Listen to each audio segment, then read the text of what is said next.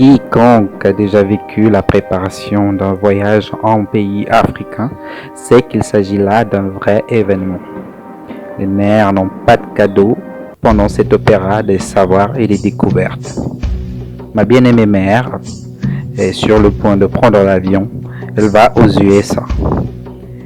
Je suis appelé ainsi qu'un bataillon entier de frères et sœurs pour l'aider à faire ses bagages. Et oui, chez nous en Afrique, tout le monde met la main à la pâte. D'autant plus que le volume des bagages n'est jamais négligeable. Un vrai chantier de construction. Une montagne de colis. Voilà ce que je trouve en arrivant. Le défi? Trouver un moyen que tout aille en respectant les kilos dédiés. Autant dire mission impossible. Tant, tout le monde y contribue de sa petite expérience et connaissance. L'heure approche et la pression monte. Un quart du paquetage est encore sans quartier dans les bagages. Finalement, et voyant qu'il ne reste que 20 minutes pour être à l'aéroport pour enregistrement et autres formalités d'avant-vol, une décision est prise. Tous les colis vont à l'aéroport. Les moins prioritaires feront chemin-retour faute de kilos suffisants.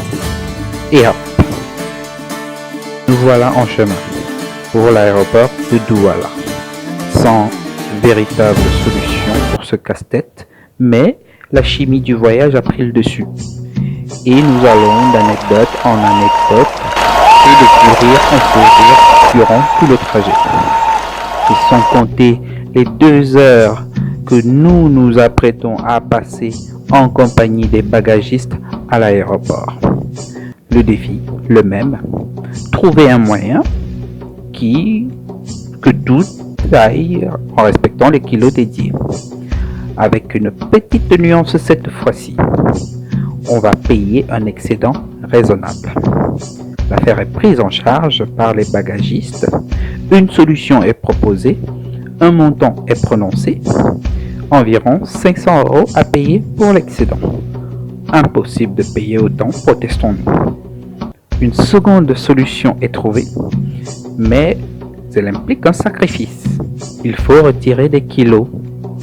Sans l'aval de qui que ce soit, l'un des bagagistes plonge sa main dans un lot de colis et en fait ressortir un paquet qu'il juge assez pesant pour être écarté. Il s'agit d'un paquet de feuilles de légumes vertes et comestibles appelées ndolé au Cameroun. C'est une erreur monumentale. Tout sauf le ndolé.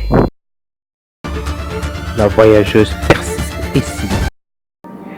Je vous l'avais annoncé plus haut, nous y passerons 2 bonnes heures. Et finalement, malgré une bataille épique pour sa cause, le ndolé finira quand même par rester. On apprendra plus tard que ces bagages auraient pu être enregistrés quelques jours avant en ligne et en payant au moins des frais d'excédent bien moins élevés qu'alors. Exactement le type d'information qu'il faut éviter à ce moment-là. Mais néanmoins, cette information nous fournissait la leçon à tirer de toute cette histoire, ne jamais repousser à demain ce que l'on peut faire à l'instant.